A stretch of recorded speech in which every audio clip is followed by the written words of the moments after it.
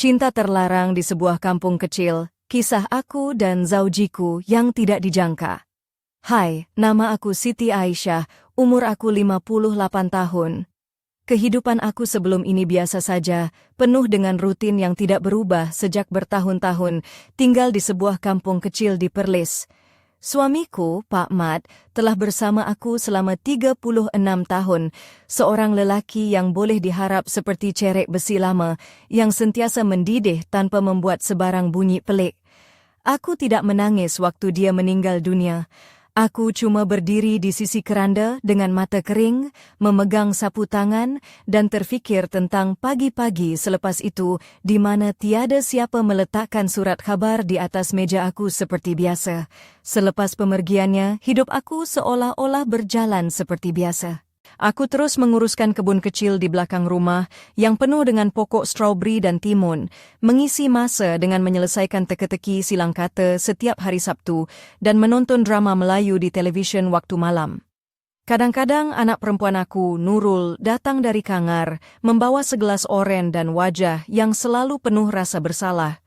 Nurul bekerja sebagai ahli farmasi di sebuah klinik di Bandar, tinggal bersama suaminya, Azman, di sebuah rumah kecil yang berbau anjing dan bau pelik yang aku sendiri tidak faham. Setiap kali dia datang, dia akan mengajak aku untuk tinggal bersama mereka. "Ibu, duduklah dengan kami. Tak seronok ibu duduk seorang diri di sini," katanya dengan penuh harapan. Aku selalu menolak halus, seperti menepis seekor lalat yang mengganggu. "Sudahlah, saya dah tua. Susah nak menyusahkan orang. Rumah kamu pun tak besar sangat," jawab aku. Aku berbohong sebenarnya. Sebenarnya aku tidak sanggup duduk serumah dengan Azman. Aku tak suka dia. Dia selalu kelihatan suram, dengan baju tidur lusuh dan bir yang tak pernah habis di tangan. Dia sangat sayang pada dua anjing besar jenis Rottweiler yang mereka bela, lebih dari sayang pada Nurul. Aku pernah perhatikan cara dia memandang anjing-anjing itu dengan penuh kasih sayang, sesuatu yang tidak pernah aku lihat bila dia memandang Nurul. Aku pernah memberitahu Nurul, dia tak pernah pandang kamu macam tu, sayang. Nurul hanya menghela nafas dan menukar topik. Suatu hari pada bulan Jun, ketika aku sedang menyiram tomato di kebun, aku rasa dunia berputar ke kiri dan tangan kanan aku terasa berat seperti dipenuhi pasir. Jiran ternampak aku di kebun dan segera memanggil ambulans.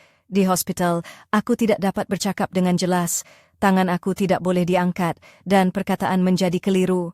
Nurul berlari ke sana kemari, menangis dalam bilik air, dan Azman tiba-tiba berubah menjadi seorang lelaki yang sangat bertanggung jawab. Dia datang setiap hari, membawa aku ke rawatan dalam kerusi roda, membasuh rambut aku dengan air suam dari jug kerana paip di bilik hospital hanya ada air sejuk. Dia membeli gula-gula pudina yang aku suka sejak kecil, duduk di tepi katil aku sepanjang malam, mengusap tangan aku yang menggigil, dan walaupun dia tidak banyak bercakap, kehadirannya sangat kuat sehingga aku boleh merasakannya walaupun dalam separuh sedar. Satu malam, aku terbangun dan ternampak dia memandang aku bukan dengan rasa kasihan, tapi dengan sesuatu yang lain, sesuatu yang aku tidak faham. Apabila aku dibenarkan keluar dari hospital, Nurul beritahu aku, "Ibu, takkan ibu nak tinggal seorang diri macam ni? Tinggal dengan kami sementara waktu." Aku setuju kerana tidak ada pilihan lain. Tangan kiri aku masih tidak berfungsi dan kepala aku pening setiap kali cuba berdiri. Mereka pindahkan barang-barang aku dan aku masuk ke rumah kecil mereka yang penuh bau anjing, kopi dan sesuatu yang aku tak boleh kenal pasti, tapi buat aku risau. Minggu-minggu pertama aku sembunyi di sudut-sudut rumah, tidur di sofa kecil di ruang tamu, takut bertembung mata dengan Azman. Dia berjalan-jalan di rumah dengan seluar pendek dan t-shirt yang sudah lusuh, dan aku cuba elakkan pandangannya yang luas dengan urat-urat yang menonjol di tangan, rambut hitam kasar di pergelangan tangan. Aku malu dengan perasaan ini. Aku sudah 58 tahun. Dia 12 tahun lebih muda. Dia menantu aku, suami orang lain, tapi dia membawakan aku teh herba di pagi hari. "Kau suka kan?" dia tanya sambil meletakkan cawan di atas meja. Aku tersipu-sipu seperti anak dara. "Terima kasih, anjing kau pun pandai." Dia tersenyum sambil berkata sesuatu yang aku tak faham, tapi senyumannya buat jantung aku berdegup kencang.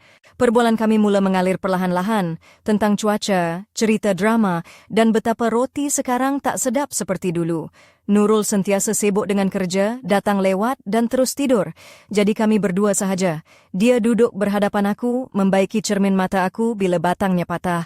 Aku masak sup walaupun tangan aku masih gemetar, dan dia makan dalam diam. Aku tahu dia suka. Suatu hari aku terdengar dia bercakap di telefon di balkoni, suara dia perlahan. Dulu aku rasa menyampah, tapi kali ini aku mahu dengar. Aku cuma mahu dia nampak aku, katanya. Jantung aku berdegup kencang. Aku tahu dia bercakap tentang aku. Nurul keluar bertugas selama 3 hari ke pameran farmasi di bandar berdekatan. Aku tinggal berdua dengan Azman. Malam itu dia ajak aku menonton drama kegemaran aku. Kita tengok Ironic Fate malam ni. Aku tahu kau suka, katanya. Aku angguk, tidak percaya pada suara sendiri. Kami duduk bersebelahan di sofa. Dia tidak memeluk aku, tapi jarak kami sangat dekat sehingga aku terasa hangat tubuhnya. Aku pandang skrin TV tapi hanya nampak bayangannya di cermin. Matanya memandang aku, buat kulit aku rasa hangat. Apabila rancangan tamat, dia bangun, tuang air untuk aku. Selamat malam, Siti Aisyah. Aku tidak tidur semalaman. Berbaring di sofa, dengar dia bergerak di bilik sebelah. Aku takut dengan perasaan sendiri. Dia 12 tahun lebih muda, menantu, suami orang lain, ayah kepada cucu aku yang belum lahir. Aku takut jika aku bangun dan pergi kepadanya, aku tidak boleh berhenti. Aku takut dia menolak aku. Aku juga takut dia tidak menolak. Azman keluar dari bilik tidur dengan wajah mengantuk hanya memakai seluar dalam. Aku berpaling tapi aku sudah nampak. Dia buat kopi, duduk berhadapan aku. Tidur tak lena? Tanyanya. Biasa saja, aku jawab. Bohong, katanya, buat aku terkejut. Dia senyum dengan penuh pemahaman. Aku terasa nak lari. Aku pun tak tidur, katanya perlahan. Aku diam. Dia minum kopi, bangun, datang duduk di sebelah aku, letakkan tangan hangat dan berat di bahu aku. Semua okey, Siti Aisyah, semua okey. Aku tidak faham maksudnya, tapi aku angguk. Perasaan itu membesar, seperti kulat dalam kelembapan, perlahan tapi kuat, meresap ke setiap ruang hati aku.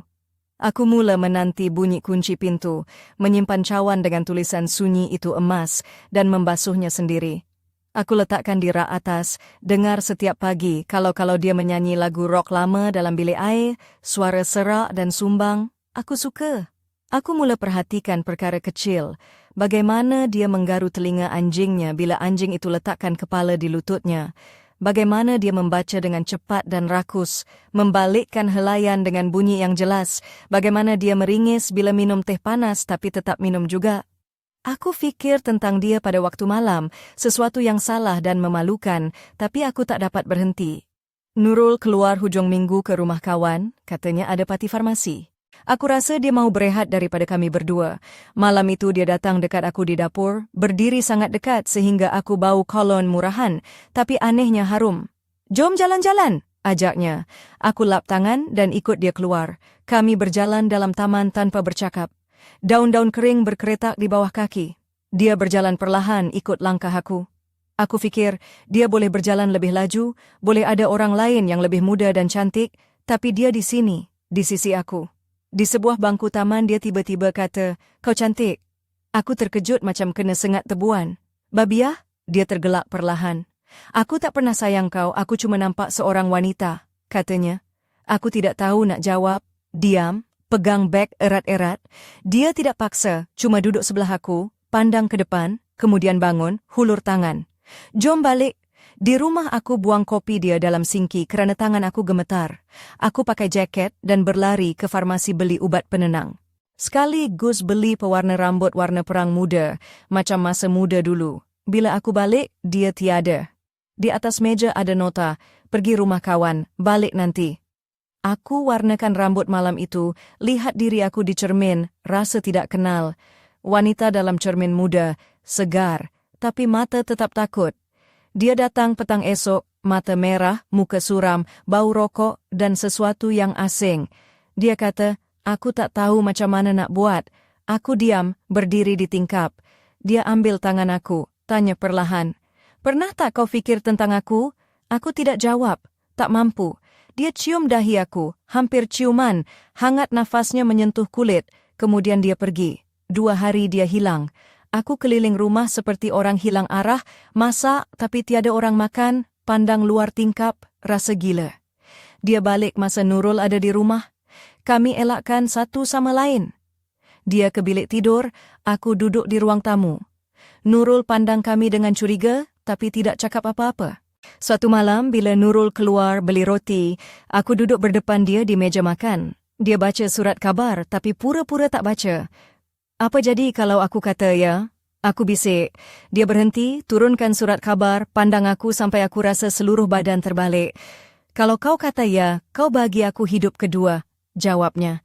Dia bangun, keliling meja, peluk aku renggut ke dadanya, dengar degupan jantungnya yang cepat dan tidak sekata, rasa tangan dia di belakang aku, kuat dan yakin. Saat itu Nurul masuk, kami terkejut seperti remaja kali pertama berjumpa. Dia berdiri di pintu, pegang bungkusan roti, mata terbuka luas. "Mak, kenapa menangis?" tanya dia ketakutan. "Sakit darah tinggi," aku jawab perlahan, berpaling. Nurul letak roti di meja, pandang suaminya yang berdiri menghadap tingkap, diam. Malam itu aku kemas beg, tinggalkan nota. "Terima kasih untuk segalanya, aku nak balik." Aku panggil teksi dan pergi. 2 hari aku minum teh di rumah kosong, pandang hujan musim luruh di luar tingkap, fikir aku buat betul. Tapi malam-malam aku tidak tidur, dengar sunyi dan bayangkan dia di bilik sebelah, rindu nak kembali. Hari ketiga, pintu berbunyi. Aku buka tanpa tanya siapa. Dia berdiri di ambang pintu, basah kuyup kena hujan tanpa payung, mata liar. "Aku tak boleh hidup tanpa engkau," katanya. Aku biarkan dia masuk.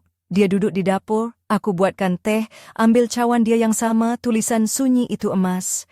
Kami duduk sampai pagi tanpa ciuman atau sentuhan, cuma genggam tangan di seberang meja, mengucapkan selamat tinggal pada dunia lama yang runtuh perlahan macam rumah usang di bawah salji. Dia cerita betapa penatnya berpura-pura. Aku kongsi ketakutan, malu, kebingungan. "Aku dah tua," aku bisik. "Kau hidup," jawab dia. Waktu subuh, dia letak kepala di riba aku. Aku usap rambut kasar dia yang mula beruban. Fikir esok kami mesti buat keputusan, tapi kini hanya ada nafas dia, kehangatan dia, tangan dia di paha aku. "Kau nak tinggal?" aku tanya. "Selamanya," jawab dia. Aku tidak tahu nak percaya atau tidak, tapi aku mahu percaya, dan itu sudah cukup. Esoknya dia pergi jumpa Nurul. Aku tinggal seorang diri, berjalan dalam rumah, tak tenang, buat kopi yang tak diminum, pandang jalan kosong menunggu. Malam itu dia telefon. "Suara kau letih," katanya. "Aku pergi rumah ibu esok, tak cerita pasal kau," aku jawab. Aku pegang telefon, tak tahu nak rasa lega atau bersalah. "Aku datang esok," katanya perlahan. Hari berikutnya dia datang tanpa barang, peluk aku lama di pintu, kuat, takut lepaskan. Aku rasa nafas dia di leher aku, hangat tubuh dia. Aku tak menangis, cuma berdiri, pegangan erat. Dia tidur di sofa seminggu pertama walaupun aku tawarkan katil. Buat kopi pagi, panggil aku Toma. Aku terkejut, itu nama yang tak pernah orang panggil aku. Minggu depan kami sewa rumah kecil di kampung dekat hutan. Rumah kecil, agak usang dengan dapur kayu dan telaga di halaman. Pindah susah. Aku kemas barang, dia angkat kotak, marah bila barang tak muat dalam kereta. Tapi di kampung, tiada siapa tahu kisah kami. Tiada yang pandang pelik atau bergosip. Aku cepat menyesuaikan diri, ajar mak-mak kampung menari lagu P. Ramlee setiap Sabtu di Dewan Desa. Mereka datang dengan rasa curiga, pulang dengan pipi merah dan mata bersinar. Azman baiki mesin rumput, traktor, apa saja rosak. Tangan dia emas. Kami pelihara kucing oren bernama Barsik yang tidur di kaki kami dan mendengkur kuat sampai boleh dengar dari bilik lain. Anjing tinggal dengan Nurul. "Tak sanggup aku tinggalkan dia seorang," kata dia suatu malam, pandang keluar tingkap. Aku angguk, tak tanya lagi. Setahun kemudian pada bulan Desember, pintu rumah berbunyi. Aku buka dan terpaku. Nurul kurus, rambut pendek, jaket lama, berdiri diam. "Mak," katanya akhirnya. Kami diam lama. Aku pelawa masuk, buatkan teh. Azman keluar dari bilik, berhenti di pintu. Nurul pandang dia, kemudian pandang aku. "Kau bahagia?" tanya dia perlahan. "Ya," jawab aku. "Kalau begitu, aku tak akan kehilangan kau," katanya. Nurul pergi malam itu juga, cuma kirim message sebulan sekali. Salji dah turun ke belum? Aku jawab ringkas. Kami tidak bercakap perkara utama, tapi itu tidak perlu. Kami hidup tenang, lembut. Dia hidangkan aku teh pagi, cium bahu aku, bisik. Tak akan aku tukar sehari pun. Aku usap kepala dia, tengok dia tidur di sebelah, fikir ini salah, kami curi bahagia, tapi aku tak mahu berhenti. Dia tidur bersama aku bila Nurul tiada, dan itu momen paling hidup dalam hidup aku. Tangan dia di kulit aku, nafas dia dalam gelap, suara dia memanggil nama aku. Aku lupa usia, kedutan, segala-galanya. Bersamanya aku cuma wanita biasa. Suatu malam Desember aku terjaga kesejukan. Dia tidur di sebelah, senyum dalam mimpi, tenang sangat. Aku capai dia, letak tangan di dada dia. Jantung dia berhenti. Aku duduk sampai subuh, genggam tangan dia, tak menangis, cuma pandang wajah dia. Waktu cerah aku telefon orang yang patut, suara tenang, tanpa gegar, pengkebumian sederhana. Nurul datang, peluk aku dalam diam. Kami berdiri bersama, dua wanita yang dia cintai dengan cara berbeza. Dia cinta kau sungguh, kata Nurul perlahan. Maafkan aku bisik. Aku maafkan ketika aku lihat kalian kali pertama. 3 tahun berlalu, aku masih di rumah yang sama, tanam bunga tulip merah, kuning, putih, setiap musim bunga. Aku menari di dapur dengan lagu lama bila tiada siapa tengok. Cucu datang hujung minggu, Nurul melahirkan kembar, lelaki dan perempuan. Aku buatkan mereka lempeng, cerita dongeng, tak pernah cerita tentang datuk yang mereka tak kenal. Malam-malam aku ambil cawan hitam dia dengan tulisan, sunyi itu emas, tuang teh pudina, letak depan aku di meja. Aku ingat kau Azman. Aku bisik, senyum. Cinta datang lambat, seperti bunga terakhir pokok epal sebelum salji. Tak diperlukan sesiapa, tapi sangat indah sampai nafas tersekat. Aku hidup 58 tahun tanpa tahu erti hidup sebenar. Dia tunjukkan, dalam 3 tahun, apa yang tak pernah aku rasai sepanjang hidup sebelum ini. Aku ambil gambar lama dari laci. Kami berdua di rumah kecil. Dia peluk bahu aku. Aku ketawa. Barsik duduk di kaki kami, matahari bersinar terang sampai wajah kami hampir tak kelihatan. Terima kasih, aku bisik pada gambar. Terima kasih kerana curi aku. Aku letak gambar balik, habiskan teh. Esok akan datang lagi. Tulang-tulang tulip, tarian, cucu-cucu, hidup semula. Tapi malam-malam aku masih rasa tangan dia di kulit aku. Masih dengar suara dia. Tak akan aku tukar sehari pun. Dan aku tidur dengan senyuman, kerana aku tahu dia tidak akan tukar, aku juga. Hari itu bermula seperti biasa di kampung kecil kami, dengan sinar mentari yang lembut menyentuh dedaun pokok kelapa di halaman rumah. Aku bangun lewat sedikit daripada kebiasaan, tubuhku masih terasa lemah dan tangan kiri yang dulu lumpuh itu masih belum sepenuhnya pulih. Namun, ada sesuatu yang berbeza mengalir di udara pagi itu, seperti bisikan rahsia yang hanya aku yang tahu. Aku duduk di tepi katil, mengenakan baju kurung warna biru lembut yang sudah kusut di beberapa bahagian, namun aku sukakannya kerana ia mengingatkan aku pada zaman muda aku dulu. Kainnya ringan mengalir di kaki dan aku memakai selipar getah berwarna merah jambu yang sedikit lusuh. Cermin di sudut bilik memantulkan bayanganku yang agak lemah tetapi masih bersemangat. Aku tarik nafas panjang, cuba menguatkan diri. Azman, zaujiku yang sudah 12 tahun lebih muda itu sedang bersiap di dapur. Aku boleh dengar bunyi cawan dan piring bergesel, diselang-selikan dengan suara radio lama yang memutarkan lagu-lagu Melayu klasik. Dia memakai baju t-shirt putih lusuh dan seluar pendek hitam yang sudah agak pudar warnanya. Rambutnya yang hitam legam sedikit bersepah, seperti baru bangun tidur, namun ada aura tenang yang membuat aku rasa selesa, walaupun masih ada rasa kekok di antara kami. Dia membawa masuk secawan teh herba dengan daun pudina yang aku suka. Bau pudina yang segar menusuk hidung, membuat aku tersenyum walaupun bibirku tidak mampu berkata apa-apa. Ini untuk Aisyah, katanya sambil meletakkan cawan itu di atas meja kecil di sebelah katil. Aku mengangkat cawan itu perlahan-lahan, dan terasa kehangatan teh yang menyentuh tangan gemetar aku. Mataku bertemu dengan matanya sebentar, dan aku rasa ada sesuatu yang lebih dalam dari sekadar kata-kata yang belum terungkap. Namun, aku diam, takut perasaan yang terpendam itu akan membuat aku rapuh. Kehidupan kami selepas kejadian stroke aku memang tidak mudah. Nurul, anak perempuan kami, sering sibuk dengan tugasnya di farmasi bandar. Rumah kecilnya yang berbau anjing dan bau pelik itu selalu menjadi tempat yang aku coba elakkan. Aku tidak sanggup lama-lama duduk di sana, lebih-lebih lagi bila Azman ada di situ. Aku masih ingat betapa aku membenci sikapnya yang dingin terhadap Nurul, namun begitu lembut dan penyayang terhadap anjing-anjingnya yang besar dan garang itu. Hari-hari kami bersama di rumah kecil itu penuh dengan rasa canggung. Aku sering mencari sudut untuk bersembunyi atau tidur di sofa lama di ruang tamu yang dipenuhi bau kopi dan anjing. Namun, Azman tidak pernah mengabaikan aku.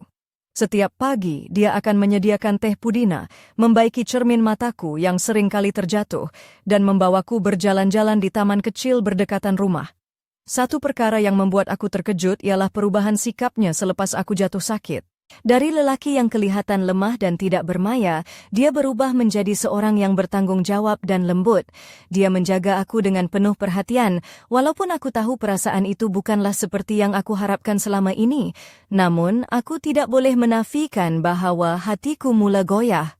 Malah, aku sering terfikir tentang dia ketika malam sunyi, dan perasaan itu membuat aku takut. Aku takut jika aku mengikut naluri hati, aku akan terjerumus ke dalam sesuatu yang tidak sepatutnya. Dia suami anakku, ayah kepada cucu yang belum lahir, dan aku sudah berusia lebih daripada 50 tahun. Malam itu juga, ketika Nurul pulang ke rumah kawan untuk beberapa hari, kami berdua duduk bersebelahan di sofa kecil, menonton drama lama yang aku suka. Jarak di antara kami sangat dekat. Aku boleh merasakan kehangatan tubuhnya yang membuat jantung aku berdegup tidak menentu. Aku cuba alihkan pandangan ke skrin televisyen, tetapi bayangannya di cermin membuat aku terpaku pada wajahnya. Selepas rancangan tamat, dia berdiri dan mengambil gelas air, lalu berkata dengan suara lembut, "Selamat malam, Aisyah." Aku hanya mampu tersenyum dan membalas dengan bisikan lembut. Namun sepanjang malam itu aku tidak tidur mendengar pergerakan dia di bilik sebelah. Aku takut dengan perasaan yang semakin membara dalam hati. Aku takut jika aku melangkah ke arahnya, aku tidak akan mampu berhenti. Aku takut dia akan menolak aku, dan aku juga takut dia tidak akan menolak. Pagi berikutnya, dia keluar dari bilik dengan wajah yang letih, hanya memakai seluar dalam. Aku berpaling, coba menghindari pandangannya, tetapi mataku sudah menangkap bayangannya. Dia duduk di meja makan, minum kopi, dan berkata dengan nada yang seolah-olah memahami segala rasa dalam hatiku, "Aku juga tidak tidur malam tadi. Aku hanya diam, menelan rasa yang bercampur baur dalam dada." Dia meletakkan tangan yang berat dan hangat di bahuku dan berkata, "Semua akan baik-baik saja, Aisyah." Aku tidak faham apa maksudnya, tetapi aku mengangguk perlahan. Perasaan itu terus membesar di dalam diri aku, seperti kulat yang perlahan-lahan membiak dalam kelembapan, meresap ke setiap celah hati aku. Aku mula menantikan bunyi kunci pintu rumah, menyimpan cawan teh dengan tulisan "Sunyi itu emas", dan membasuhnya sendiri, meletakkannya di rak paling atas agar tidak terguris. Aku mula mendengar dengan penuh teliti jika dia menyanyi lagu rock lama di bilik air, walaupun suaranya sumbang dan serak. Aku mula perhatikan perkara kecil yang dulu tidak aku pedulikan. Bagaimana dia menggaru di belakang telinga salah seekor anjingnya bila anjing itu letakkan kepala di lututnya. Bagaimana dia membaca dengan rakus dan cepat, membalik halaman buku dengan bunyi yang jelas. Bagaimana dia meringis apabila minum teh panas, tetapi tetap meneguknya juga. Aku fikir tentang dia setiap malam. Walaupun terasa salah dan memalukan, aku tidak mampu berhenti. Dan aku tahu hidup aku tidak akan sama seperti dahulu lagi. Malam itu aku berdiri di tepi tingkap, memandang keluar halaman rumah yang disulami cahaya lampu jalan yang malap. Angin sepoi-sepoi bahasa meniup daun-daun kering yang berguguran di lantai, mencipta bunyi renyuk yang menyedapkan hati. Aku memegang cawan teh pudina yang hangat, menghirup aromanya yang segar sambil memikirkan segala yang telah berlaku dalam hidup aku sejak beberapa bulan kebelakangan ini. Nurul, anak perempuan aku, seringkali memberi alasan sibuk dengan kerja farmasinya di Kuala Perlis, meninggalkan aku dan Azman di rumah dengan sunyi yang memeritkan. Dia selalu mengajak aku untuk tinggal bersama mereka, tetapi aku menolak setiap kali dengan alasan aku sudah tua dan tidak mahu menyusahkan mereka. Sebenarnya, aku tidak sanggup berkongsi ruang dengan Azman yang aku sering rasakan dingin dan sukar untuk aku terima. Tapi sejak kejadian stroke itu, sesuatu telah berubah dalam hubungan kami. Azman yang dahulu sering aku lihat sebagai lelaki suram dan tidak bersemangat, kini menjadi seseorang yang penuh perhatian dan penyayang terhadap aku. Dia yang selalu membawakan aku teh pudina di pagi hari, membaiki cermin mata aku yang patah, dan sudi menemani aku berjalan-jalan di taman kecil berdekatan rumah. Namun perasaan aku terhadapnya semakin rumit. Aku tahu dia adalah suami anak aku, dan aku sudah berusia hampir 58 tahun. Perasaan yang mula tumbuh di hati ini terasa salah dan memalukan. Aku takut jika aku membiarkan diri aku hanyut dalam perasaan itu, aku tidak akan dapat mengawal diri lagi. Suatu petang, ketika Nurul keluar menghadiri majelis pameran farmasi di bandar, kami berdua tinggal berdua di rumah. Aku sedang mencuci pinggan di dapur ketika Azman datang berdiri di sebelah aku, begitu dekat sehingga aku dapat menghidu bau kolon murahan yang melekat pada bajunya. Bau itu aneh. Tapi entah mengapa aku rasa nyaman. "Jom kita keluar jalan-jalan," ajaknya lembut. Aku mengelap tangan dengan tuala kecil, kemudian mengikut dia keluar ke taman yang tidak jauh dari rumah. Daun-daun kering berkeretak di bawah kaki kami ketika kami berjalan tanpa sepatah kata pun. Dia berjalan perlahan mengikut rentak langkah aku, dan aku terpikir betapa dia boleh berjalan lebih pantas, atau mungkin bersama wanita yang lebih muda dan cantik, tetapi dia memilih untuk berjalan di sisi aku. Kami berhenti di sebuah bangku kayu yang sudah sedikit usang. Tiba-tiba dia memandang aku dan berkata dengan suara yang lembut, "Kau cantik." Aku terkejut, seakan-akan disengat tebuan. Aku tidak tahu apa yang harus aku jawab. Dia hanya tersenyum kecil dan berkata, "Aku tidak pernah ada rasa sayang macam itu sebelum ini. Aku cuma nampak seorang wanita yang indah." Aku diam, menggenggam erat tali beg yang aku pegang. Dia tidak memaksa, cuma duduk di sebelah aku, memandang ke arah yang jauh. Ketika kami pulang ke rumah, aku membuang kopi yang dia buat ke dalam sinki kerana tangan aku yang masih gemetar. Aku segera mengenakan jaket dan berlari ke farmasi untuk membeli ubat penenang dan juga pewarna rambut warna perang muda, seperti warna rambut aku semasa muda dulu. Malam itu, aku duduk seorang diri di bilik, memandang cermin dan melihat seorang wanita yang aku sendiri tidak kenali. Wajah itu muda dan segar, tetapi matanya masih mengandungi ketakutan dan kekeliruan yang sama. Keesokan harinya, Azman datang kembali dengan wajah yang letih dan mata merah. Bau rokok yang kuat melekat pada dirinya, dan aku tahu dia baru pulang dari rumah kawannya. Dia duduk di sofa, berkata dengan suara yang perlahan, "Aku tak tahu macam mana nak teruskan semua ini." Aku berdiri di tepi tingkap, membiarkan kata-katanya memenuhi ruang sunyi itu. Dia bangun, mendekati aku, dan memegang tangan aku dengan lembut. "Pernah tak kau fikir tentang aku?" tanyanya dengan suara yang hampir berbisik. Aku tidak mampu menjawab. Aku hanya diam dan membiarkan hatiku berdetak kencang.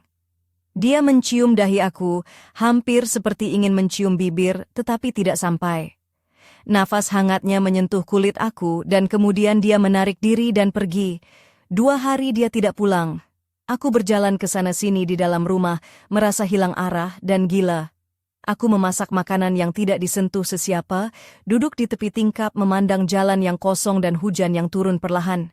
Ketika dia kembali, Nurul sedang ada di rumah. Kami mengelakkan pandangan antara satu sama lain. Dia masuk ke bilik tidur, aku duduk di ruang tamu. Nurul memerhati kami dengan penuh curiga, tetapi tidak berkata apa-apa. Suatu malam ketika Nurul keluar membeli roti, aku memberanikan diri duduk bersebelahan dengannya di meja makan. Dia membaca surat kabar, tetapi aku tahu dia tidak benar-benar membaca. "Apa akan jadi kalau aku kata ya?" Aku bertanya perlahan. Dia berhenti membaca dan memandang aku dengan penuh makna. "Nanti mesyak dan suruhai dunia berputar dalam sekelip mata. Kalau kau kata ya, kau beri aku peluang kedua dalam hidup," jawabnya. Dia berdiri dan mengelilingi meja, memeluk aku erat. Aku melekat pada dadanya, mendengar degupan jantungnya yang tidak sekata dan kuat. Tangan dia di belakang aku memegang dengan keyakinan yang aku belum pernah rasa sebelum ini. Namun, saat itu Nurul masuk. Kami terkejut, melompat seperti remaja yang malu-malu pada pertemuan pertama. Nurul berdiri di pintu, memegang bungkusan roti, mata terbuka luas. "Mak, kenapa menangis?" tanya dia dengan suara takut. "Sakit darah tinggi," jawab aku dan berpaling. Nurul letakkan bungkusan roti di atas meja dan memandang Azman yang sedang berdiri menghadap tingkap, diam tanpa sepatah kata.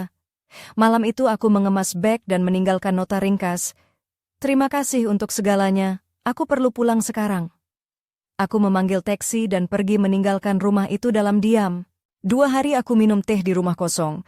Memandang hujan musim luruh yang membasahi bumi, berpikir bahwa aku telah membuat keputusan yang tepat. Namun, malam-malam aku tidak dapat tidur, mendengar sunyi yang menyakitkan, dan membayangkan dia di bilik sebelah. Aku rindukan untuk kembali. Ketika pintu rumah berbunyi pada hari ketiga, aku membuka tanpa bertanya siapa yang di luar. Dia berdiri di depan pintu, basah kuyup karena hujan, tanpa payung, dengan pandangan yang liar. Aku tak boleh hidup tanpamu, katanya. Aku membiarkan dia masuk. Dia duduk di dapur, aku buatkan teh, ambil cawan yang sama dengan tulisan sunyi itu emas yang aku bawa dari rumah lama. Kami duduk sampai pagi, tanpa ciuman atau sentuhan, cuma genggam tangan di seberang meja, mengucapkan selamat tinggal pada dunia lama yang perlahan-lahan runtuh seperti rumah usang di bawah salji. Dia cerita tentang betapa letihnya dia berpura-pura, aku berkongsi ketakutan, rasa malu, dan kekeliruan aku. Aku dah tua, aku bisik. Tapi kau masih hidup, jawab dia. Ketika fajar menyingsing, dia meletakkan kepala di riba aku. Aku mengusap rambutnya yang kasar dan mulai beruban. Aku tahu esok kami harus membuat keputusan besar, tetapi sekarang hanya ada nafas dia, kehangatan dia, dan tangan dia di PH aku. Kau akan tinggal? Aku bertanya. Selamanya, jawab dia. Aku tidak tahu sama ada aku harus percaya, tetapi aku mahu percaya. Itu sudah cukup untuk aku. Pagi itu, sinar mentari menyusup masuk melalui celah-celah langsir nipis di ruang tamu, memancar lembut ke atas meja makan yang penuh dengan sisa-sisa sarapan kami. Aku duduk di kerusi lama dengan tangan yang masih gemetar memegang cawan kopi yang baru diseduh oleh Azman. Dia berdiri di dapur, mengenakan baju t-shirt putih yang sudah lusuh dan seluar pendek hitam, rambutnya yang hitam legam agak kusut, namun ada ketenangan yang terpancar pada wajahnya. Setelah semalaman kami duduk bersama, berkongsi keheningan dan perasaan yang sukar diungkapkan, hari ini adalah hari pertama aku benar-benar merasa kehadirannya, bukan sekadar sebagai menantu, tetapi lebih dari itu, sebagai seseorang yang aku mula percaya boleh menjadi teman hidup. Azman berjalan menghampiri aku dengan senyuman lembut, meletakkan secawan teh pudina di sebelah cawan kopi aku. Nak buat apa hari ini, Aisyah? Tanyanya. Aku tersenyum, walaupun bibirku masih kaku. Kita boleh keluar jalan-jalan ke pasar malam macam dulu-dulu? Aku nak beli buah-buahan segar. Dia mengangguk, kemudian membantu aku bangun dari kerusi. Tangan aku masih belum kuat. Jadi dia memegang pinggang aku dengan penuh berhati-hati. Aku terasa hangat dan selamat dalam pelukannya, perasaan yang belum pernah aku alami selama ini. Kami keluar rumah dengan perlahan, berjalan di bawah langit biru pagi yang cerah, jalan kampung yang sunyi dipenuhi dengan bau tanah basah dan bunga kemboja yang berguguran di tepi jalan. Azman memegang tangan aku erat, memastikan aku tidak terjatuh. Aku pandang wajahnya yang cerah, dengan sedikit janggut yang mulai tumbuh di dagunya. Ada kekuatan dan kelembutan yang aku tidak sangka ada pada dirinya. Di pasar malam, kami berjalan beriringan. Dia membantu aku memilih buah-buahan segar, memegang bakul di tangan dan membeli sedikit kuih-muih tradisional.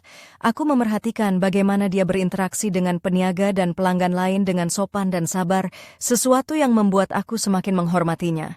Ketika kami duduk di sebuah gerai kecil menikmati air kelapa muda, aku perasan ada beberapa pandangan aneh dari penduduk kampung yang mengenali kami. Mereka bisik-bisik, mungkin heran melihat kami berdua begitu rapat. Aku rasa sedikit gementar, tetapi Azman memegang tangan aku dan berkata, "Kita tak perlu peduli apa orang kata, yang penting kita bahagia." Aku mengangguk, rasa lega dan tenang mengalir dalam hati aku. Selama ini aku takut dengan pandangan orang, takut mereka akan mengecam hubungan kami yang tidak konvensional. Tapi dengan kata-katanya, aku mula berani menerima rasa yang terbit dalam diri. Malam itu, kami pulang ke rumah dengan membawa bakul penuh buah-buahan dan kuih-muih. Azman membantu aku masuk ke dalam rumah, kemudian menyediakan air suam dan membaiki cermin mata aku yang patah. Aku duduk di sofa sambil menonton drama Melayu kegemaranku, sementara dia duduk di sebelah, sesekali memegang tangan aku dengan lembut. Perbualan kami semakin lancar, dari cerita tentang cuaca, kenangan lama, hingga rancangan televisyen yang kami tonton bersama. Ada kehangatan yang mulai merebak di antara kami, meskipun kami berdua masih berhati-hati menjaga jarak.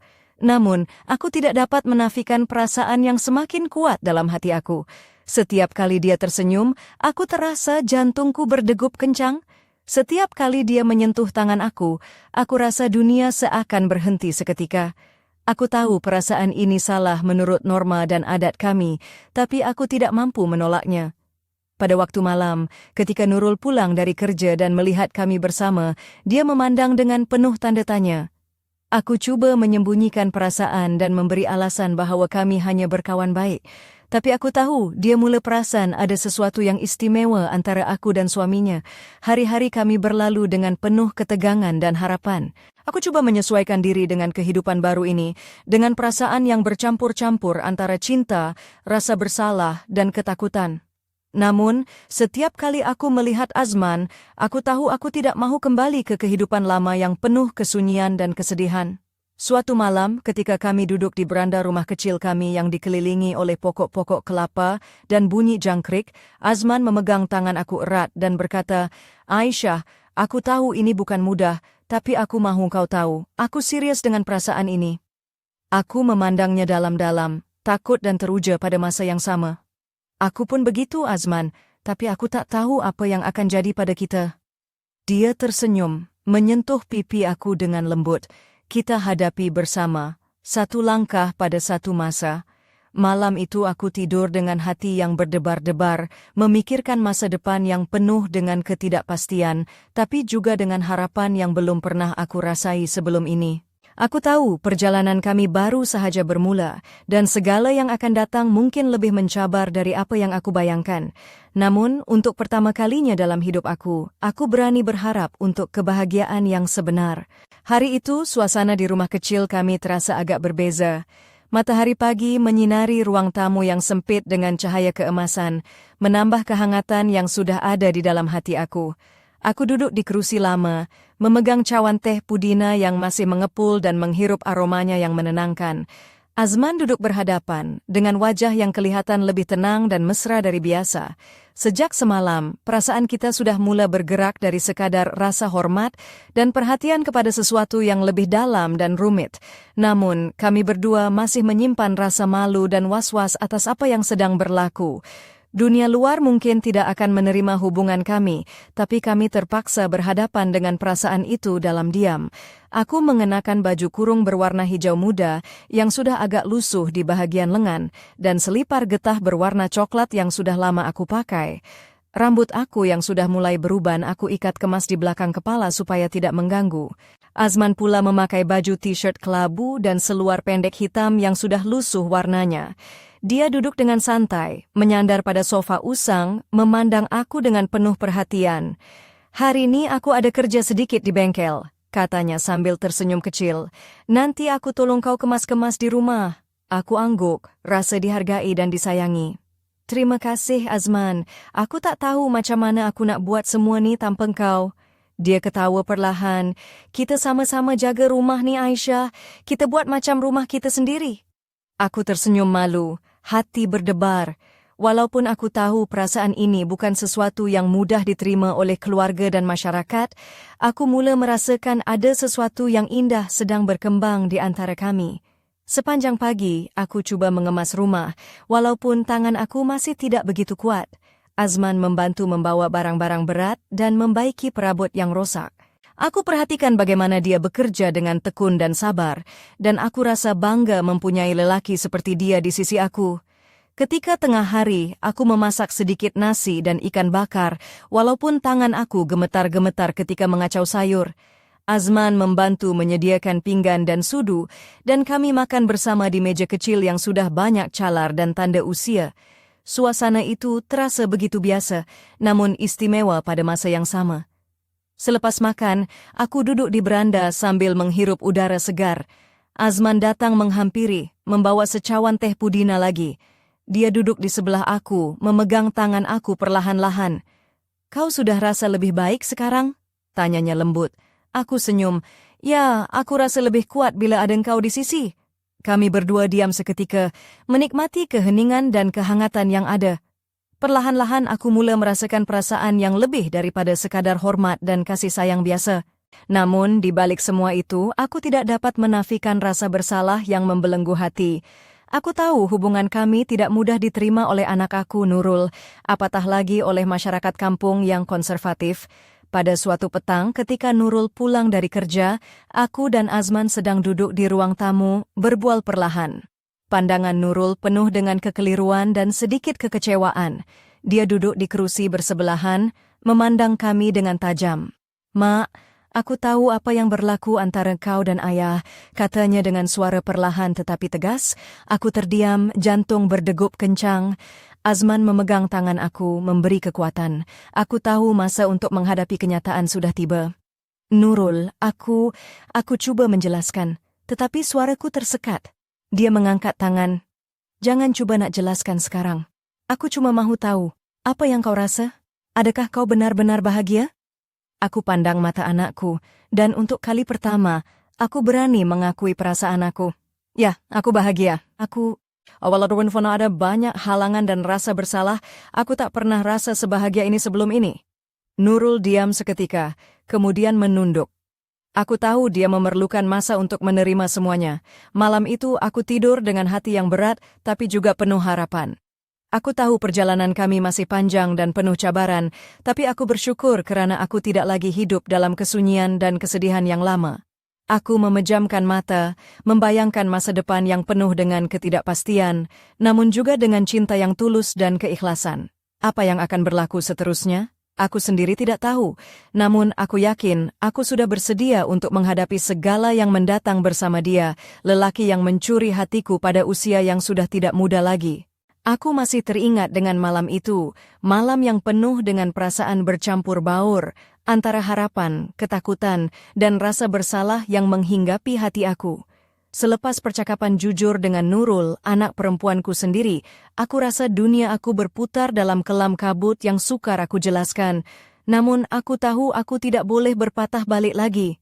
Aku, Siti Aisyah, 58 tahun, seorang ibu tunggal yang telah kehilangan suami tercinta, kini berhadapan dengan sebuah kisah cinta yang tidak pernah aku sangka akan muncul dalam hidupku.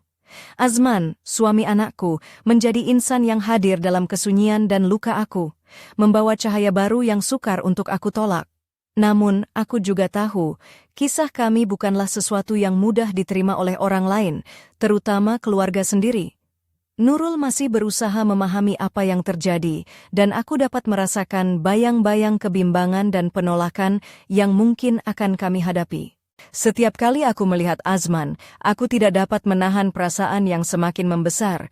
Tatkala dia menolong aku membaiki cermin mata atau membawakan aku teh pudina di pagi hari, jantungku berdegup kencang. Aku merasa seperti anak dara yang malu-malu, walaupun usia aku sudah tidak muda lagi.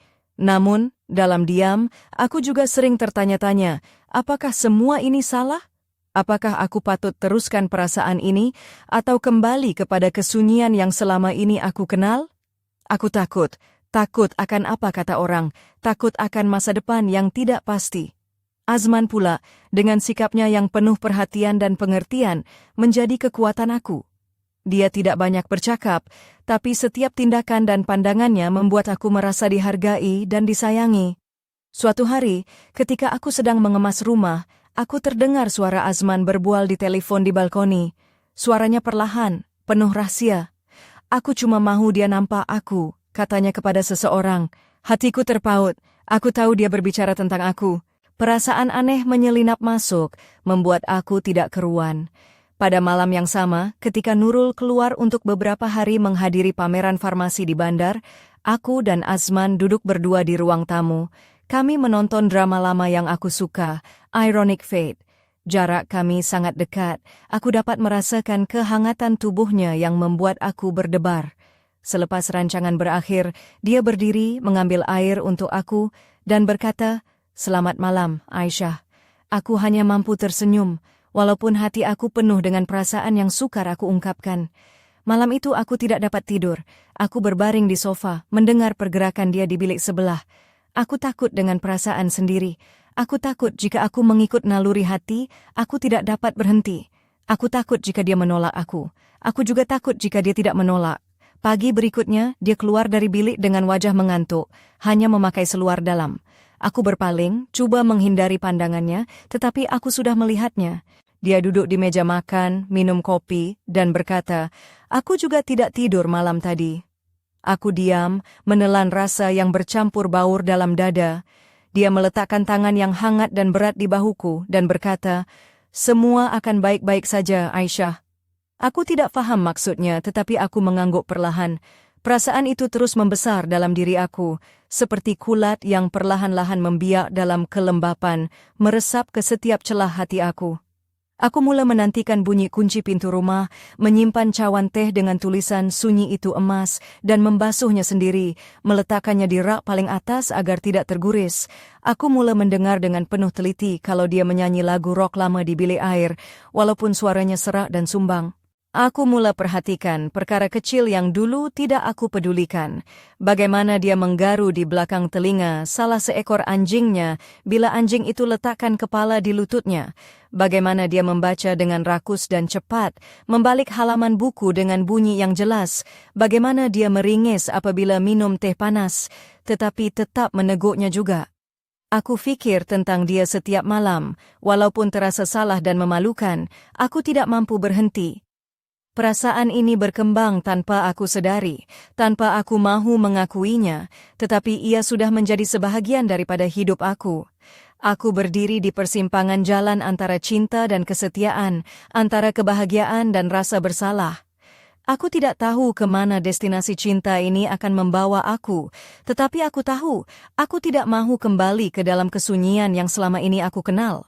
Azman adalah cahaya dalam kegelapan aku, dan aku ingin terus berada dalam sinarnya, walau apapun risiko yang menanti. Malam itu, angin dingin menyelinap masuk melalui jendela yang sedikit terbuka, membelai helaian rambutku yang mulai menipis dan beruban. Aku duduk di ruang tamu, memegang cawan teh yang hampir kosong. Pikiranku berputar laju seperti ombak yang bergelora. Perasaan yang selama ini aku pendam mulai meledak di dalam dada, antara keinginan dan kebimbangan, antara harapan dan penyesalan. Namun aku tahu, malam ini akan mengubah segalanya. Azman baru saja pulang dari rumah kawannya. Dia kelihatan letih, wajahnya kusut dan matanya merah. Bau rokok yang kuat melekat pada dirinya, tapi ada sesuatu yang lebih berat yang aku tidak dapat tafsirkan. Dia duduk di sofa, menarik nafas panjang, lalu memandang aku dengan mata yang penuh kekeliruan dan penyesalan. "Aisyah," suaranya serak, "aku tak tahu macam mana nak teruskan semua ni." Aku terdiam, hati berdebar-debar. Aku cuba mencari kata-kata, tapi semuanya hilang entah ke mana. Dia bangun, perlahan-lahan berjalan ke arah aku, memegang tangan aku dengan lembut. "Pernah tak kau fikir tentang aku?" tanyanya, suaranya hampir berbisik. Aku tunduk, menahan air mata. Jawaban aku tak mampu keluar dari bibir.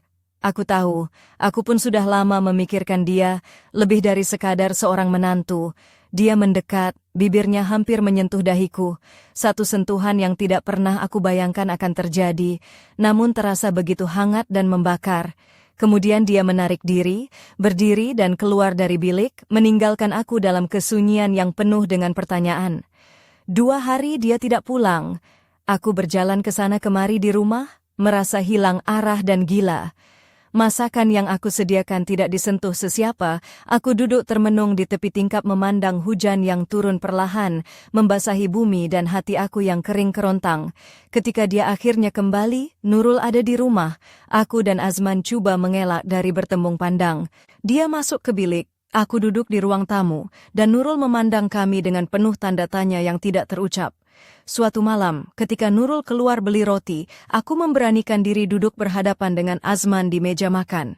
Dia membaca surat kabar, tapi matanya tidak fokus. Apa akan jadi kalau aku kata ya? Aku bertanya perlahan, hampir berbisik. Dia berhenti membaca, menurunkan surat kabar, memandang aku dengan penuh makna. Aku rasa jantungku hampir berhenti berdegup. "Kalau kau kata ya, kau beri aku peluang kedua dalam hidup," jawabnya. Dia bangun, mengelilingi meja, memeluk aku erat. Aku melekat di dadanya, mendengar degupan jantungnya yang tidak sekata, rasa tangannya di belakang aku yang kuat dan penuh keyakinan. Namun saat itu Nurul masuk. Kami terkejut seakan-akan remaja yang malu-malu pada pertemuan pertama. Nurul berdiri di pintu, memegang bungkusan roti, matanya terbuka luas. "Mak, kenapa menangis?" tanya dia dengan suara takut. "Sakit darah tinggi," aku jawab, berpaling dari pandangannya. Nurul meletakkan roti di atas meja, memandang Azman yang berdiri menghadap tingkap, diam membisu. Malam itu aku mengemas beg, meninggalkan nota ringkas. "Terima kasih untuk segalanya, aku perlu pulang sekarang." Aku memanggil taksi dan pergi meninggalkan rumah itu dalam diam.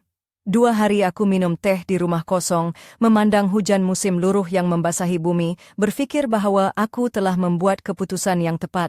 Namun, malam-malam aku tidak dapat tidur, mendengar sunyi yang menyakitkan, dan membayangkan dia di bilik sebelah.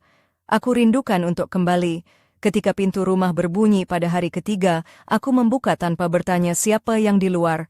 Dia berdiri di depan pintu, basah kuyup kena hujan, tanpa payung, dengan pandangan liar dan penuh keputusasaan.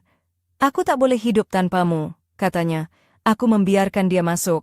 Dia duduk di dapur, aku buatkan teh, ambil cawan yang sama dengan tulisan "Sunyi itu emas" yang aku bawa dari rumah lama. Kami duduk sampai pagi, tanpa ciuman atau sentuhan, hanya genggam tangan di seberang meja, mengucapkan selamat tinggal pada dunia lama yang runtuh perlahan seperti rumah usang di bawah salji. Dia cerita tentang betapa letihnya dia berpura-pura, aku berkongsi ketakutan, rasa malu, dan kekeliruan aku. "Aku dah tua," aku bisik. "Tapi kau masih hidup," jawab dia. Ketika fajar menyingsing, dia meletakkan kepala di riba aku. Aku mengusap rambutnya yang kasar dan mulai beruban. Aku tahu esok kami harus membuat keputusan besar, tetapi kini hanya ada nafas dia, kehangatan dia, dan tangan dia di PH aku. "Kau akan tinggal?" aku bertanya. "Selamanya," jawab dia. Aku tidak tahu sama ada aku harus percaya, tetapi aku mahu percaya. Itu sudah cukup untuk aku. Hari yang mendebarkan itu tiba tanpa diduga. Pagi yang sejuk dan kelam menyelubungi rumah kecil kami di pinggir kampung, menambah kesuraman yang aku rasakan dalam dada. Azman sudah pulang dari perbincangan dengan Nurul, dan aku tahu saatnya untuk menghadapi kenyataan yang mungkin akan mengubah hidup kami selamanya sudah dekat. Dia duduk di ruang tamu, wajahnya yang letih dan penuh kerisauan terpancar jelas di bawah cahaya lampu yang malap. Aku berdiri di hujung bilik, tangan gemetar memegang secawan teh yang hampir sejuk. Jantungku berdebar kencang, dan aku tahu aku harus berkata sesuatu yang selama ini aku pendam. "Azman," aku memulakan dengan suara yang perlahan dan serak. "Aku tahu apa yang kau rasa, dan aku juga rasa yang sama, tapi kita perlu pikir tentang masa depan, tentang Nurul, dan juga tentang masyarakat di sekeliling kita." Dia mengangguk, kemudian bangun dan menghampiri aku. Dia memegang tangan aku dengan erat, kemudian berkata, "Aku sudah bercakap dengan Nurul. Dia terluka, tapi aku harap dia akan faham suatu hari nanti. Aku tidak mahu kehilangan kau, Aisyah." Aku tersenyum walaupun air mata mengalir di pipi. "Aku juga tidak mahu kehilangan kau, Azman, tapi kita perlu berani." Malam itu kami duduk berdua di beranda rumah, dikelilingi oleh bau bunga kemboja dan bunyi jangkrik yang merdu. Azman memegang tangan aku, dan aku tahu bahwa ini adalah permulaan perjalanan baru kami. Perjalanan yang penuh dengan cabaran, tetapi juga dengan harapan. Kami berjanji untuk menjaga cinta kami dengan penuh keikhlasan, walaupun dunia mungkin tidak memahami. Kami tahu bahwa kami harus berani menghadapi segala kemungkinan, karena cinta ini adalah anugerah yang tidak boleh disia-siakan. Keesokan harinya, aku mula merasakan perubahan dalam diri aku. Aku tidak lagi takut dengan pandangan orang, dan aku mula berani menunjukkan perasaan aku terhadap Azman. Kami berjalan bersama di taman kecil di kampung, berpegangan tangan seperti pasangan muda yang sedang jatuh cinta buat pertama kali. Namun, di sebalik kebahagiaan itu, aku tahu ada sesuatu yang masih tersembunyi, rahasia yang belum terungkap dan mungkin akan menggoncang dunia kami. Suatu pagi, aku menemui satu surat tanpa nama yang diletakkan di atas meja makan. Surat itu mengandungi kata-kata yang penuh dengan amaran dan ancaman jika hubungan kami tidak dihentikan segera. Aku merasa hati aku hancur, dan aku tahu bahwa perjalanan kami akan menjadi lebih sukar dari yang aku bayangkan. Azman memegang tangan aku dengan kuat dan berkata, kita akan hadapi semua ini bersama, Aisyah. Aku tidak akan biarkan apa-apa memisahkan kita. Aku menunduk, mengumpul segala kekuatan yang ada dalam diri. Cinta kami mungkin teruji, tetapi aku yakin selama kami bersama, tiada apa yang mustahil. Malam itu, aku terjaga dari tidur dengan hati yang penuh ketegangan. Aku tahu bahwa esok adalah hari yang akan menentukan segalanya. Aku memegang tangan Azman, dan kami saling bertatapan tanpa kata-kata, hanya perasaan yang mengikat kami erat. Apakah rahasia yang tersembunyi? Siapakah yang mengirim surat ancaman itu? Dan apakah cinta kami akan mampu bertahan di tengah badai yang semakin mendekat? Semua itu masih menjadi misteri yang harus kami hadapi bersama dalam perjalanan yang penuh liku dan cabaran. Namun, satu yang pasti, kami tidak akan menyerah karena cinta ini lebih berharga dari segala-galanya. Malam itu, ketegangan dalam rumah kami memuncak seperti ombak yang menggila, menggulung dan menghentam pantai tanpa henti. Surat tanpa nama yang kutemui tadi menjadi bayangan hitam yang menari-nari di setiap sudut hati aku. Setiap kali aku memandang Azman, aku melihat kebimbangan yang sama terpancar di matanya. Dunia kami yang selama ini penuh dengan kehangatan kini berhadapan dengan badai yang tidak pernah kami jangka. Azman duduk di meja makan, membaca semula surat itu dengan wajah yang penuh kemarahan dan kesedihan. Tangannya menggenggam kertas itu begitu erat seolah-olah ingin merobeknya, namun dia tahu ia bukan sekadar kertas kosong, ia adalah ancaman nyata. Aku berdiri di belakangnya, menyentuh bahunya perlahan untuk memberikan kekuatan. Kita perlu kuat, Aisyah, katanya perlahan. Mereka cuba memisahkan kita, tapi kita takkan bagi peluang itu. Aku memandangnya dengan mata yang berkaca-kaca, merasakan betapa besar cinta dan kesetiaan yang dia miliki. Namun, aku juga tahu bahwa dunia luar tidak akan mudah menerima kisah kami yang penuh kontroversi ini. Hari-hari berikutnya dipenuhi dengan bisikan, pandangan sinis, dan gosip yang menyakitkan hati. Penduduk kampung yang dulunya ramah kini memandang kami dengan penuh tanda tanya. Ada yang menggeleng kepala, ada yang berbisik-bisik di belakang kami. Nurul, anak perempuan kami, cuba bertahan di antara dua dunia, ibu dan suami, dengan hati yang penuh luka dan kekeliruan. Suatu petang, ketika aku dan Azman sedang duduk di beranda, seorang jiran yang aku kenal lama datang menghampiri dengan wajah serius. Dia menyerahkan satu sampul surat yang sama seperti yang aku terima sebelum ini. Kau kena hati-hati, Aisyah. Ada orang yang tak mahu kau bahagia, bisiknya perlahan. Aku merasakan darah aku berdesir kencang, takut dan marah bercampur menjadi satu. Azman memegang tangan aku erat, memberikan kekuatan yang aku perlukan.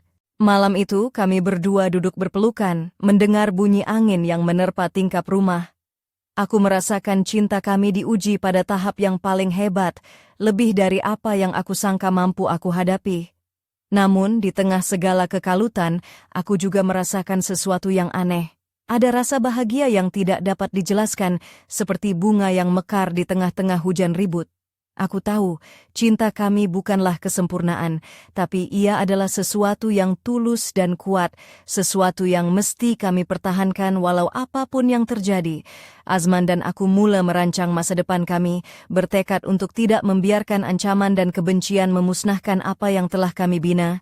Kami bercadang untuk berpindah ke sebuah rumah yang lebih jauh dari kampung, tempat di mana kami boleh memulakan kehidupan baru tanpa gangguan.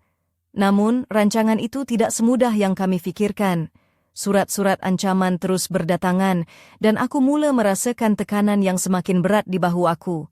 Suatu malam ketika aku sedang tidur, aku terjaga dengan bunyi ketukan kuat di pintu. Hati aku berdegup kencang, dan aku tahu malam itu bukan malam biasa. Azman berdiri di sebelah aku, memegang tangan aku erat.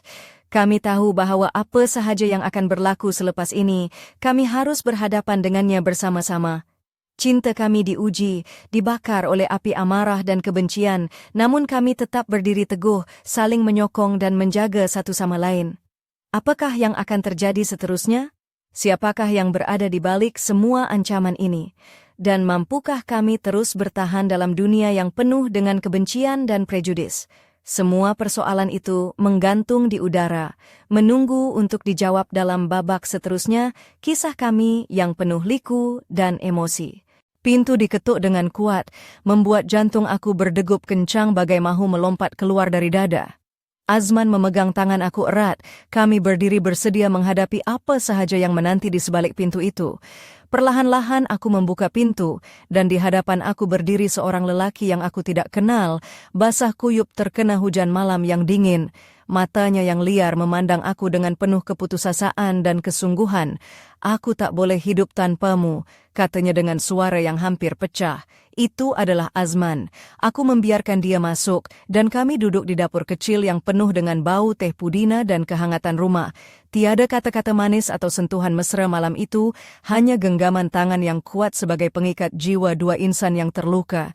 Kami duduk sepanjang malam, berbicara tentang segala ketakutan, harapan, dan rasa yang selama ini tersembunyi.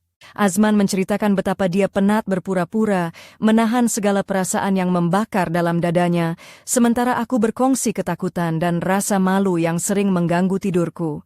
"Usiaku sudah lanjut," aku bisik, suara penuh kerinduan dan kejujuran. "Tapi kau buat aku rasa hidup kembali." Dia tersenyum, meletakkan kepala di riba aku, dan aku mengusap rambutnya yang mulai beruban. Dalam keheningan pagi yang dingin, kami berdua tahu bahwa kami harus membuat keputusan besar tentang masa depan kami. Keesokan harinya, kami berbincang dengan Nurul tentang segala yang telah berlaku. Dia masih terluka, tapi perlahan-lahan mula menerima kenyataan yang sukar ini. Kami bertiga duduk bersama, membina semula jalinan yang retak dengan penuh kasih sayang dan pengertian. Azman dan aku memilih untuk berpindah ke sebuah rumah kecil di kampung yang jauh, tempat di mana kami boleh memulakan hidup baru tanpa gangguan dan pandangan sinis. Di situ kami belajar untuk mencintai tanpa rasa takut, untuk hidup dengan penuh keikhlasan walaupun dunia tidak selalu menerima kami. Tahun-tahun berlalu, dan aku, Siti Aisyah, yang pernah hidup dalam kesunyian dan kehilangan, kini menemukan kebahagiaan yang tidak pernah aku impikan. Aku menanam bunga tulip merah, kuning, dan putih di halaman rumah kami, menari di dapur ketika tiada siapa melihat, dan menyambut cucu-cucu yang datang bermain setiap hujung minggu. Setiap malam, aku mengambil cawan hitam dengan tulisan "Sunyi itu emas", menuang teh pudina, dan meletakkannya di meja bersebelahan aku. Aku berbicara perlahan kepada bayangan Azman yang masih hidup dalam hatiku. "Aku ingat kau, Azman. Terima kasih kerana mencuri hatiku." Cinta kami datang lewat, seperti bunga terakhir yang mekar sebelum salji turun. Tak diingini orang, tapi sangat indah dan membuat nafas aku terhenti. Aku hidup 58 tahun tanpa benar-benar hidup. Namun dalam 3 tahun terakhir, aku belajar erti kehidupan yang sebenar, cinta, keberanian, dan keikhlasan. Aku memandang keluar jendela, melihat tulip-tulip yang bergoyang lembut ditiup angin musim bunga, dan aku tahu bahwa esok dan hari-hari yang akan datang akan penuh dengan harapan dan kebahagiaan. Kerana aku sudah menemukan hidupku yang baru, dan aku tidak akan menukarnya dengan apapun di dunia ini.